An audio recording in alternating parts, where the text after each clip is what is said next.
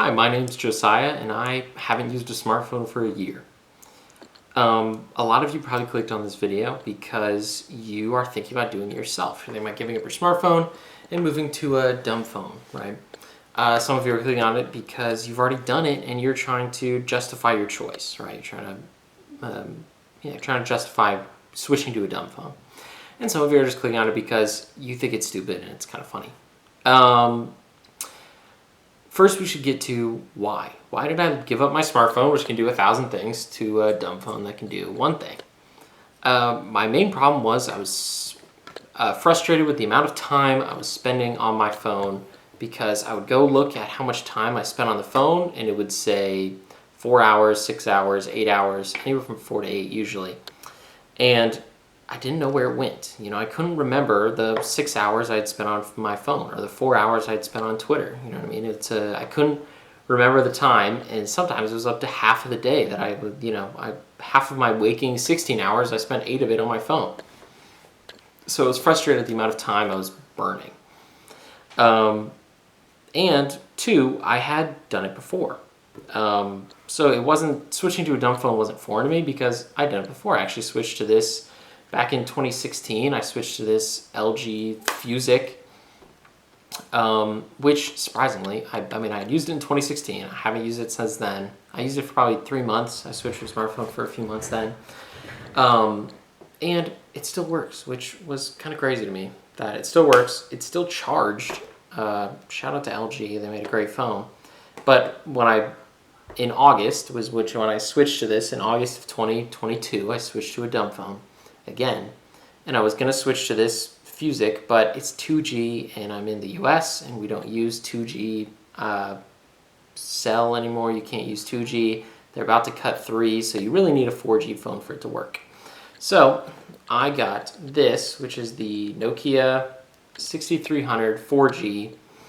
It is T9. It's not a flip phone, which I thought flip phones were cool, but this was kind of the best option that I found. It's semi-smart. It still does have like YouTube and you can get Facebook on it, but I never used any of that because it'd be a little small to watch a video on. But for what I needed, it worked pretty well. Now, when I was using it, it did have some problems. Mostly when I would press like 1, I would get a few 1s. When I pressed 2, I'd get a few 2s sometimes. So every once in a while, I got multiple inputs for one input. My other problem was the OS that it ran on, which is called Kai OS. Google tried to buy it, but Kai OS didn't sell. And it used to have Google Assistant, and it used to have Google text to, speech to text, so you could talk out your texts. But they cut that, so Google doesn't support Kai OS anymore, which is annoying because text-to-speech would be really nice. If this had text-to-speech, I'd probably still use it as my main phone today because the double presses really wouldn't matter if I could just talk to it and it would figure out what I was trying to say. So because of that, eventually I dropped it. Now, before I stopped using this phone, I switched in August, and I am a math teacher. So it was really funny to me because I teach middle schoolers. And so if you show a middle schooler this phone, one, they don't think it's a phone. They think that, well, because it was a math teacher, they thought it was a calculator. They say, oh, that's a cool calculator. I'm like, well, it's not. It's my phone. And two, once you tell them that, a lot of times you will hear, I don't know, it's not. Like, you're lying to me. No, that's not your phone. And when you tell them, yeah, that's a phone. It really calls and it really texts. The next question would oftentimes be, is that your real phone? Do you have another phone? Do you have a phone you switch to when you get home? And I get that question from adults and kids. Like, just, that's not your real phone. What phone do you switch to when you get home? None. This is it. But eventually I did switch off this phone for my problems that I already said, and I switched to this. It's the Light Phone 2. It's a kind of purpose-built dumb phone that uses an e-ink display, so it's very easy to look at. That I don't look at it very often. When you text, which I'll pull up here in a second, when you text, it switches sideways to a keyboard, so it's kind of gives you a little more space, but it's still pretty small, But it works well. Mainly, I don't really type on this. Mostly I use the text-to-speech, where you can just talk to it and it'll figure itself out. It's a really good text-to-speech. I don't know what they use for it, but it works really well. It's still following me and giving me subtitles while I talk here. But most of the time, that's what I do. The calls work. There's no missed calls. There's no whatever. It can get podcasts, which is really helpful. So I like listening to podcasts, and it's kind of hard to listen to if you don't have a phone. But that's pretty much it. I use it for a phone. I use it for podcasts. And I use it for an alarm clock. That brings me to kind of the others. What other things have I been using to support a life without a smartphone? Oh, before we get to that, by the way, Lightphone does sell this case. If you buy a Lightphone, don't get this case. It sucks. It cracked like a few times into using it. It's got a nice rubbery feel. I think if you put it on once and you never take it off, you'll be fine. But I took it off. Literally the first time I took it off, the corner cracked, and I was like, that's so annoying. But in general, the build quality is really good. I don't think you need a case. You really won't use it that much. Don't throw it against a wall or something, but it's pretty fine. But the other things that I've had to support my phoneless life, one thing, when I had this Nokia, I had a problem where every once in a while the alarm clock wouldn't go off. The alarm wouldn't go off. I missed work once. Well, I was late to work once because of it.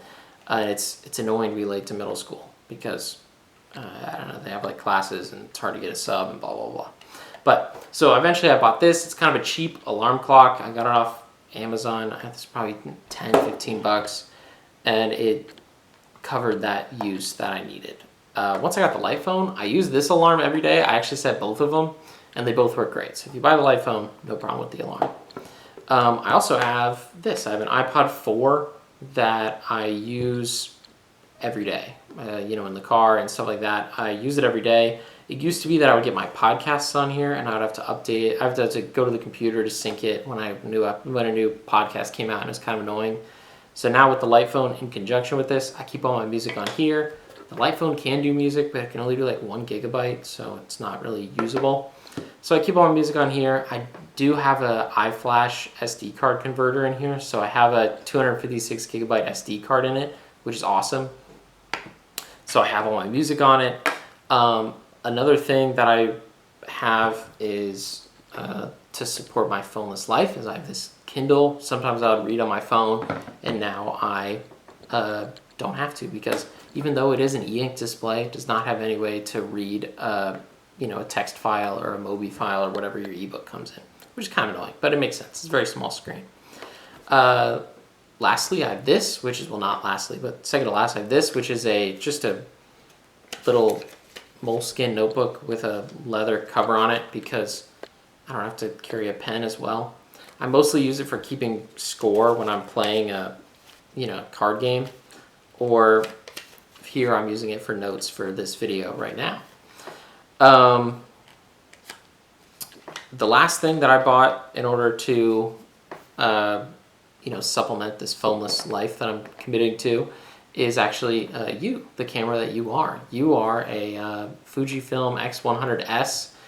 I know they're up to the X100V now, but this was way cheaper, and I don't need the features that the V comes with. The Fujifilm X100V can do like Bluetooth pictures directly to your phone, which clearly for me is useless. So this S was a lot cheaper, and it had everything I needed. Mostly I just got it because the phone I have doesn't have a camera, and I like having pictures of things. So it solves all my problems. People like the look of it. I get a lot of compliments on, oh, that's a cool camera. I'm like, yeah, well, I don't have a phone with a camera, so I kind of need it. But in general, switching to a smartphoneless life has been something that's been great for me. I'm more focused on things that I'm not just more focused on productive things, I'm more focused on non-productive things. I find that when I watch a movie, I just watch the movie. When I play a video game, I just play the video game. I'm not watching a movie and looking at Twitter on my phone. I'm not, playing League of Legends and checking my phone in between deaths. You know what I mean? Sorry, this camera can only do 10 minutes of recording at a time. and I just had to go watch it to see what I was thinking and what I was saying. Basically, I missed it stopped recording when I started rambling. So all I'm saying is, go try it. Go buy a Nokia 110 4G for $40 on Amazon, and go try it. This phone's $300. This light phone's $300. Don't start with this, because you might use it for 2 weeks and hate it and waste $300. Go spend $40 on a dumb phone that's gonna suck. It's gonna have problems. It'll double press. The alarm won't work. Blah blah blah. You'll have all these problems. Don't focus on that. Focus on, do I enjoy not having everything available to me? Do I enjoy what I'm losing? I really did. So go try it for $40. Go see if you enjoy losing that experience. And then if you really like it and you want to buy a more expensive phone, go do it. If not, it'll probably work fine forever. Go switch to a dumb phone. Go see if you enjoy it. I honestly recommend it to everyone I talk to about it. Everyone I talk to says, oh, I should do that. I should do that. And then even my parents will say, oh, I should do that. Oh, you're right, I should do that. And they don't. So don't take this, don't watch this video and say, maybe I should do that. Go do it. Go to Amazon.com. Go open another tab while I'm talking to you. Go look at that $40 phone. Click buy and try it. Put your SIM card in there and do it. Because why not? What are you going to lose? Why not? Go buy it. All right. Don't subscribe to this. I'll probably never make another video in my life. If you're one of the 40 people that watches this, cool. Go send it to your friend or something. But have a great day. Buy a dumb phone.